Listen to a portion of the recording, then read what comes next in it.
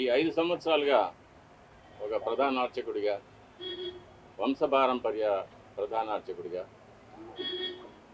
ఆగమ సలహాదారుగా మా పెద్దలు చూపిన ద్రోవలో నేను నడుస్తూ స్వామివారికి ఎటువంటి అసౌకర్యం కలగకుండా ఆరాధనలు జరగడంలో నేను చాలా ప్రత్యేకమైన శ్రద్ధ వహించి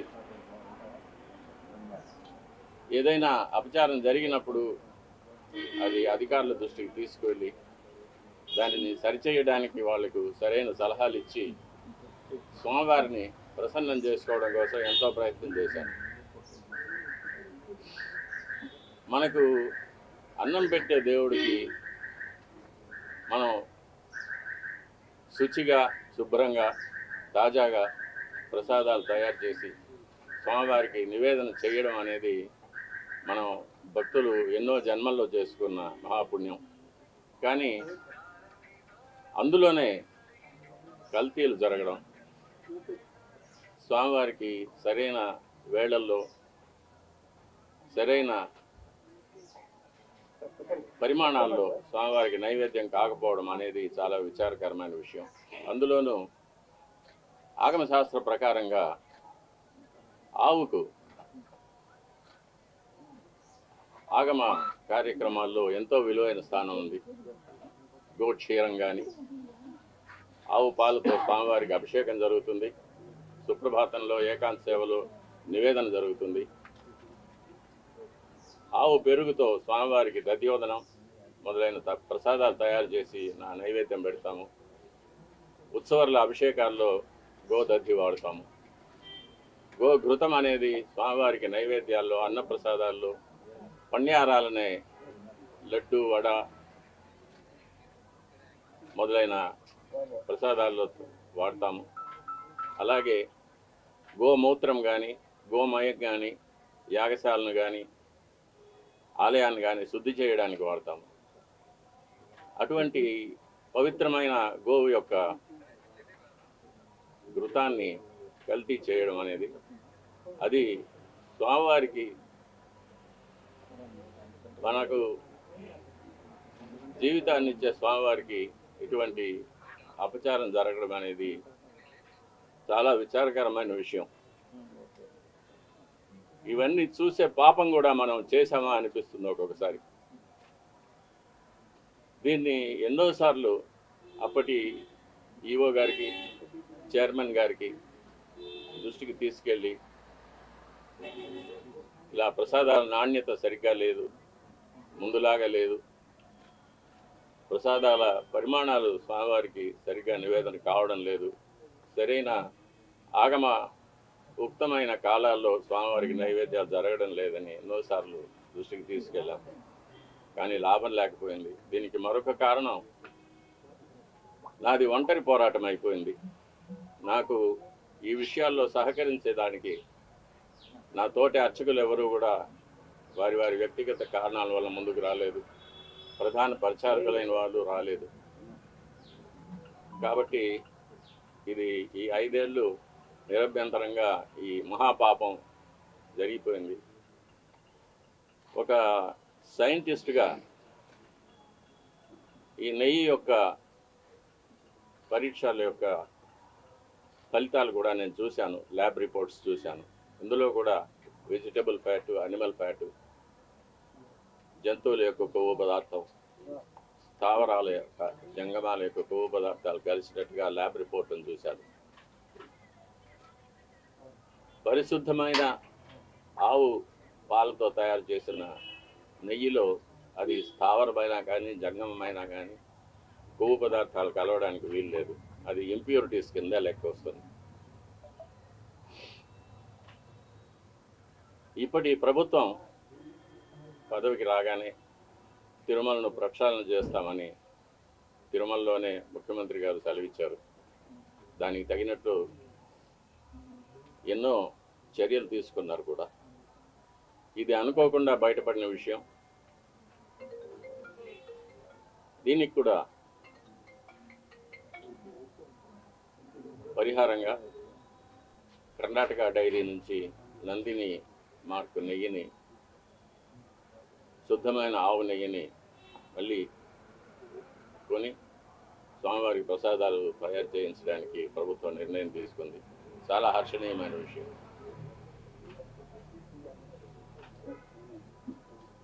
ఈ విషయంలో ముఖ్యమంత్రి గారికి విన్నపం, స్వామివారి మీద విశేషమైన భక్తి ఉన్నవారికి, ఆగమ శాస్త్రం మీద, మన సాంప్రదాయాల మీద గౌరవం ఉన్నవారికి తిరుమలలో సేవ చేయడానికి అవకాశం కల్పించవలసిందిగా కోరుతున్నాను. ఆచార పరమో ధర్మ, ధర్మస్య ప్రభు అచ్యుత అని గీతలో కృష్ణ పరమాత్మ చదివించారు. వైఖాన సాగమోక్తంగా జరిగే దేవాలయాలు ఎన్ని ఉన్నా కూడా ప్రతి దేవాలయానికి కొన్ని నిర్దిష్టమైన ఆచార వ్యవహారాలు ఉంటాయి. అటువంటి ఆచారాలు కాపాడడమే పరమధర్మం అనేది గీత ఉపదేశం. మన శ్రీవారి దేవాలయంలో అటువంటి విశేషమైన ఆచారాలు ఎన్నో ఉన్నాయి.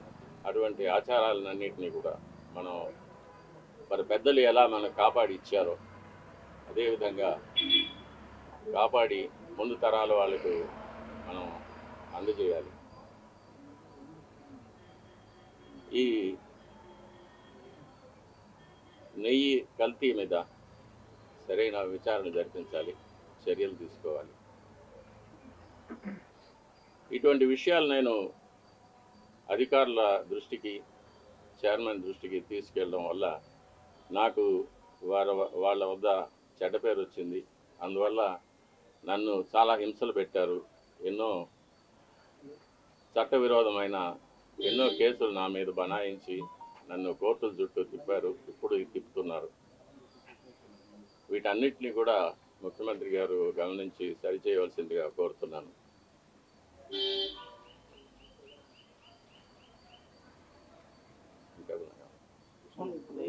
గత ఈవోగా పనిచేసినటువంటి ఎల్వి సుబ్రహ్మణ్యం తిరుమల అపచారం జరిగింది. ఏదైతే ఆ నెయ్యి ట్యాంకర్లు కానీ కోర్టు మొత్తం శుభ్రం చేసి సంప్రోక్షణ చేసి తర్వాత ప్రసాదాలు తయారీ చేయాలని చెప్తారు.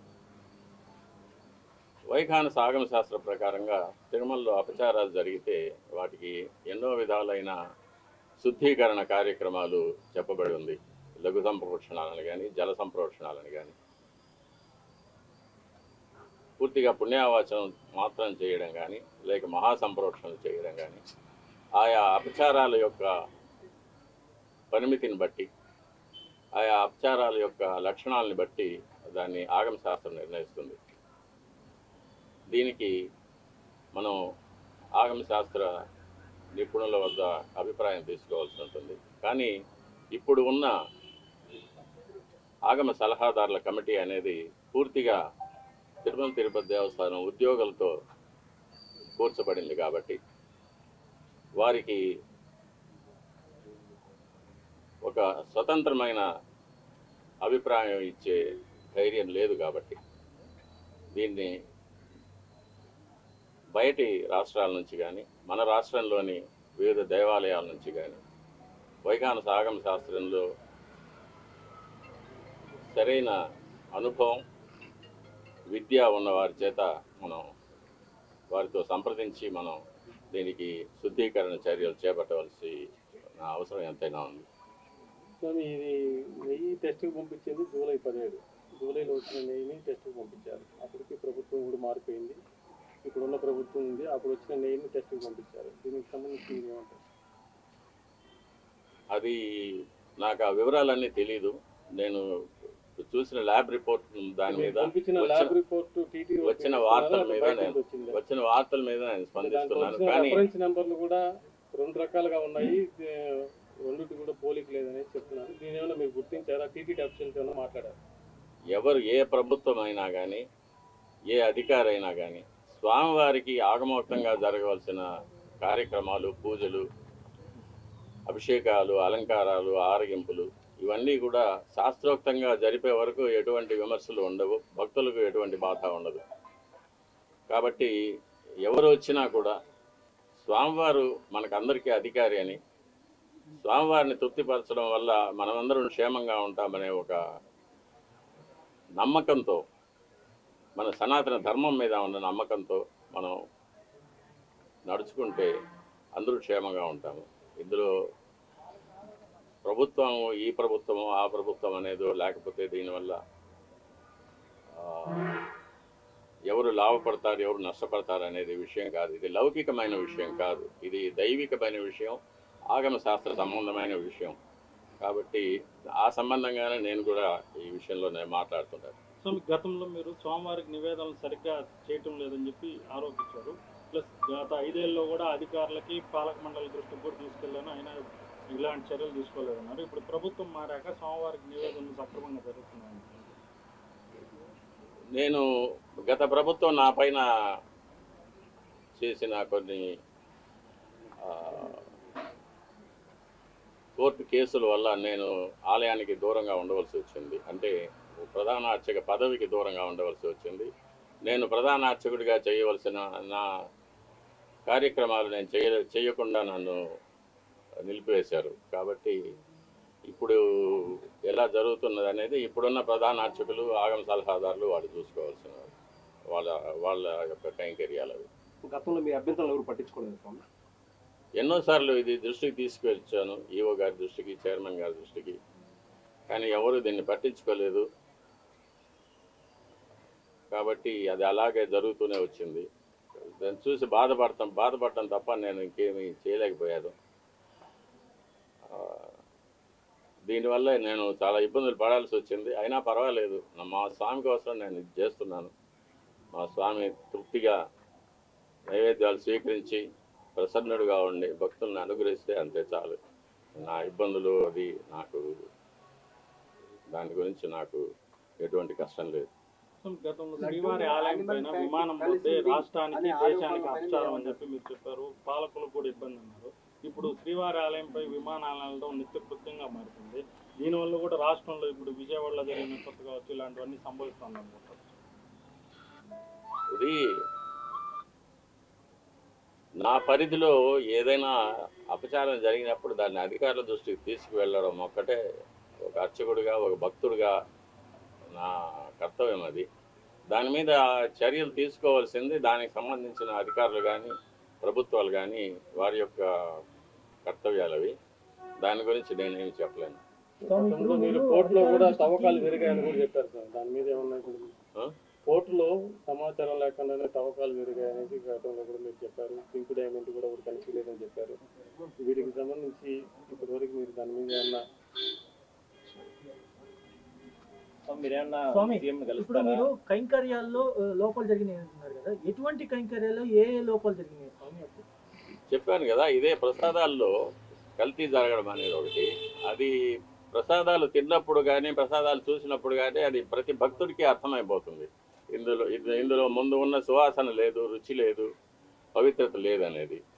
అలాగే అన్నప్రసాదాల్లో కూడా ఈ కల్తీ నెయ్యి వాడి పొంగలు, చక్కెర పొంగలి, సీర మొదలైన వాటిలో కూడా ఇది కలిపి ఉన్నారు.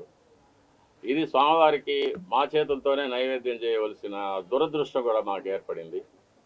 అది కాకుండా నైవేద్యాలు జరగడానికి స్వామివారికి ఏ ఏ వేళల్లో నైవేద్యాలు చేయాలనేది ఆగమ శాస్త్రం నిర్ణయిస్తుంది. దాని ప్రకారం కూడా ఒక్కొక్కసారి జరగడం లేదు. నైవేద్యం చేయవలసిన సమయాన్ని కూడా కుంచించి 10 నిమిషాల్లో అయిపోవాలి, 15 నిమిషాల్లో అయిపోవాలి అనేది అర్చకుల మీద ఒక ప్రెషర్ పెట్టడం, త్వరగా ముగించదని చెప్పి వాళ్ళని తరమడం, ఇవన్నీ కూడా జరుగుతూ ఉన్నాయి. ఇవన్నీ కూడా స్వామివారికి జరిగే అపచారాల కిందకే. సేవల్లో ఏమన్నా లోపాలు గుర్తించారా స్వామి? స్వామివారి చేసేటువంటి సేవల్లో నేనున్నంత వరకు ఎటువంటి లోపాలు లేకుండానే చూసుకున్నాను. ఏదైనా అపచారాలు ఉంటే నేను అధికారుల దృష్టికి తీసుకువెళ్ళాను. ఇప్పుడు ఎలా జరుగుతుందో నాకు తెలియదు. నాణ్యతలోనేనా స్వామి, పరిమాణాల్లో కూడా ఏమైనా తేడా గుర్తించారా మీరు? పరిమాణాల్లో కూడా మనం కోవిడ్ వచ్చినప్పుడు దాన్ని సగానికి సగం తగ్గించాము, వినియోగం తక్కువ, భక్తులు లేరని చెప్పి. అది కూడా ఒక తప్పే. అప్పుడు కూడా నేను అబ్జెక్ట్ చేశాను. స్వామివారికి ఎంత పరిమాణంలో ప్రసాదాలు తయారు చేసి నైవేద్యం పెట్టాలనేది ఆగమ శాస్త్రం నిర్ణయిస్తుంది. స్వామివారి యొక్క పరిమాణాన్ని బట్టి, దేవాలయం యొక్క పరిమాణాన్ని బట్టి ఇంత ప్రసాదం స్వామివారికి నైవేద్యం చేయాలనేది ఆగమ శాస్త్రం నిర్ణయిస్తుంది. దాన్ని దిట్టం అంటారు. ఆ దిట్టం ప్రకారమే చేయాలి. దానికన్నా ఎక్కువ చేయడానికి ఎటువంటి అభ్యంతరాలు ఉండవు, కానీ చేయవలసిన దానికన్నా తక్కువ చేస్తే మట్టుకు అది అపచారం అవుతుంది. అది మొన్నటి వరకు కూడా అలాగే జరుగుతూ వచ్చింది. దాన్ని చాలాసార్లు నేను అధికారుల దృష్టికి తీసుకెళ్ళాను.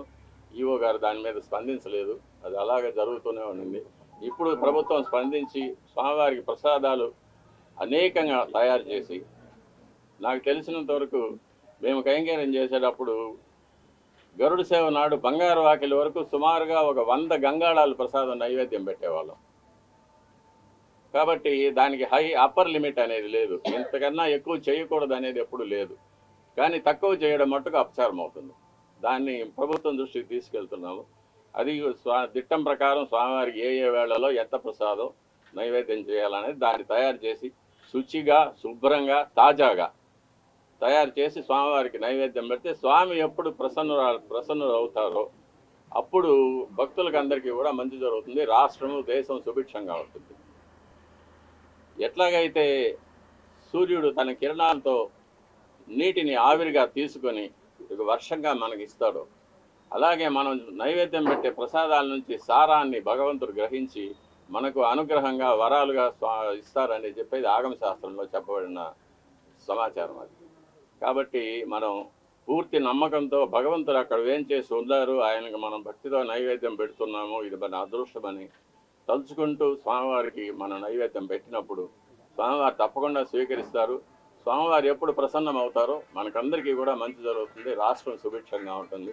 ఇటువంటి అవాంతరాలు, అతివృష్టి, అనావృష్టి, కరువు, కాటకాలు, యుద్ధ భయం, చోర భయం, రోగ భయం ఇవన్నీ లేకుండా దేశం క్షేమంగా ఉంటుంది. పదార్థాల్లో కూడా ఏమైనా తగ్గినాయా? మార్పు చేశారు స్వామివారికి సమర్పించే నైవేద్యాలు, కైంకర్యాల సమయంలో? అదే దిట్టం తగ్గించారు.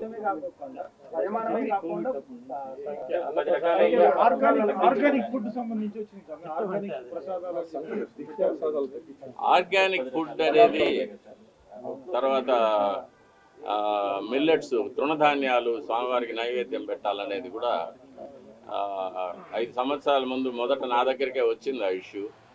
అతను తయారు చేసి అతను పండించే అతనే నా దగ్గరికి వచ్చాడు, ఇవి స్వామివారికి నైవేద్యం పెట్టాలంటే నేను చెప్పాను, అయ్యా 100 సంవత్సరాలుగా వస్తున్న ఆచారాన్ని మార్చడానికి వీలు లేదు. అందులో స్వామివారికి బెస్ట్ ఆఫ్ ద బెస్ట్, ఉత్తమోత్తమైనది అది బియ్యం కానీ, నెయ్యి కానీ, బెల్లం కానీ, జీడిపప్పులు కానీ, బాదం పప్పులు కానీ ఏవైనా సరే మనం ఉత్తమోత్తమైనవి తయారు చేసి స్వామివారికి నైవేద్యం చేయాలి. ఇటువంటి స్వామివారి మీద ఒక ఎక్స్పెరిమెంట్ చేయడము, స్వామివారికి తృణధాన్యాలు నైవేద్యం పెట్టడము, స్వామివారికి ఆర్గానిక్ ఫుడ్ నైవేద్యం పెట్టడం అనేది శాస్త్రం ఒప్పుకోదు. ఇది అందుకే ఆచార పరమో ధర్మ అన్నారు. ఆచారం ఎలా వస్తూ ఉందో దాన్ని మనం కాపాడి దాని ప్రకారమే మనం నడుచుకోవాలి. కాబట్టి ఈ మార్పుకు నేను ఒప్పుకొని చెప్పాను. అప్పుడు అది కూడా మార్చారు. అది కూడా మార్చి ముందు ఎలా జరుగుతూ ఉండేదో, 5 ఏళ్ల ముందు ఎలా జరుగుతూ ఉండేదో అలాగే ఆ పద్ధతికే తీసుకున్నాం. అంటే ఇప్పుడు లడ్డుకుని ఆ నెయ్యి వాడారు, అన్నప్రసాదం కూడా అదే నెయ్యి వాడారా? అదే నెయ్యి వాడారు. స్వామి ఒక నిమిషము, ఇప్పుడు అంటే సీఎం గారిని కలుస్తారా? అంటే గతంలో మీరు స్వామికి సంబంధించి పోరాటాలు చేశారు, ఇబ్బందులు పడ్డారు, మీరే చెప్తున్నారు. ముఖ్యమంత్రి గారిని కలిసి, ఎందుకంటే ఆయనకు మీకు గతంలో మంచి సంబంధాలు ఉన్నాయి, నేరుగా కలిసి ఎప్పుడైనా సరే జరిగిన పరిస్థితులు, జరుగుతున్న పరిణామాలు, లేదంటే మీరు అధికారులకు ఏదైనా సరే ఫీడ్బ్యాక్ ఇవ్వడం, ఇవన్నీ మీరు ఎట్లా చేయబోతున్నారు? ఏంటి పోరాటం? తప్పకుండా నేను ఇప్పటి అధికారులు కలిశాను. ఈఓ గారిని, అడిషనల్ ఈఓ గారిని కలిసి చెప్పాను, నాకు 50 ఏళ్ళ అనుభవం ఉంది, నేను వంశపారంపర్య అర్చకుడిని, నేను మా తండ్రి గారు, తాతగారు కైంకర్యాలు చేసినప్పటి నుంచి చూస్తూ వచ్చాను. నాకు ఏది చేయొచ్చు, ఏది చేయకూడదు, ఎంతవరకు చేయొచ్చు అనేది నాకు బాగా అనుభవం ఉంది. కాబట్టి నాకు అవకాశం ఇస్తే ఈ పాడైపోయిన అర్చక వ్యవస్థని, ఆలయ వ్యవస్థని రెండింటినీ కూడా నేను పాత పద్ధతికి నేను తీసుకురాగలనని చెప్పాను. ముఖ్యమంత్రి గారిని కూడా కలవడానికి ప్రయత్నం చేస్తున్నాను. ముఖ్యమంత్రి గారిని కూడా కలిసి నేను ముందుగా వారు ప్రభుత్వానికి రావడానికి శుభాకాంక్షలు చెప్పిన తర్వాత, ఇలా ఆలయంలో ఇలా జరిగింది 5 ఏళ్ళుగా ఇటువంటి, అంటే కొన్ని విషయాలు ఎవరికి తెలియదు కూడా, అటువంటి విషయాలు, కొన్ని అపచారాలు జరిగినవన్నీ కూడా చెప్పి వీటిని సరిదిద్దడానికి నాకు ఒక అవకాశం ఇవ్వాల్సిందని చెప్పి రిక్వెస్ట్ చేస్తాను. తప్పకుండా ముఖ్యమంత్రి గారు దీన్ని పరిశీలిస్తారనే నమ్మకం నాకు. మీరు 50 ఏళ్ళుగా పనిచేస్తున్నారని చెప్పారు స్వామి, ఇంతవరకు ఇటువంటి ఘటనలు ఇప్పుడు చోటు చేసుకున్నారా? ఎప్పుడూ లేదు. ఎప్పుడు స్వామివారి ప్రసాదాల్లో కల్తీ జరగడం అనేది ఇంతవరకు నాకు తెలిసి ఎప్పుడు ఈ 50 ఏళ్ళ అనుభవంలో ఎప్పుడు జరగలేదు. ఎప్పుడైనా కూడా నేను చిన్నప్పుడు కూడా తిరుమలకి వస్తే స్వామివారి దేవాలయం చుట్టూ నెయ్యి గమగమలు ఎప్పుడు ఉండేది. నెయ్యి చేతితో తీసుకుంటే నెయ్యి అలా కారిపోతూ ఉండేది చేతి నుంచి. అంత రుచిగా అమృతం లాగా ఉండేది ప్రసాదాలు కానీ పన్యారాలు కానీ. సమృద్ధిగా భక్తులకు అందరికీ సమృద్ధిగా ప్రసాదాలు పంచేవాళ్ళం. ఇప్పుడు అది కూడా లేదు. ఉదయం ఒక గంట సేపు అన్నప్రసాదాలు వస్తాయి, తర్వాత లడ్లు ఏదో పంచేస్తూ ఉన్నారు. అన్నప్రసాదాలు భక్తులకి అందరికీ కూడా చేరడం లేదు. కాబట్టి అన్నప్రసాదాలు సమృద్ధిగా తయారు చేసి స్వామివారికి నైవేద్యం చేసి భక్తులందరికీ కూడా రోజంతా కూడా స్వామివారి అన్నప్రసాదాలు చేరేటట్టుగా మనం. ఇప్పుడు మీరు నూతన ఇవ్వు అడిషనల్ ఇవ్వని కలిసానన్నారు కదా, వాళ్ళ దృష్టికి తీసుకెళ్లారా ఈ అన్నప్రసాదాలు తిట్టాన్ని పెంచాలా, భక్తులందరూ కూడా కంప్లీట్ చేయాలి? అన్నప్రసాదాల విషయంలో కొలతలు తగ్గిపోయాయని చెప్పాను. చేసే సమయాలు మార్చేశారు ఇష్టంగా, ఆగమ శాస్త్ర ప్రకారంగా జరగడం లేదనేది చెప్పాను నేను. అవి కూడా సో మీకు గత కొంతకాలంగా స్వామివారి సేవకు దూరంగా ఉన్నారు, తిరిగి స్వామివారి సేవకు ఎప్పుడు వస్తారు అనుకుంటున్నారు? అలాంటి అవకాశం ఉందని? అది నా మీద బలాయించిన అబద్ధపు కేసులు ఈ ప్రభుత్వం కనుక తీసివేస్తే నేను స్వామివారి కైంకర్యానికి తప్పకుండా వస్తాను. నన్ను ఈ వయసులో బాధ పెట్టడం అనేది వాళ్ళకి కూడా క్షేమం కాదు ఆ ప్రభుత్వానికి.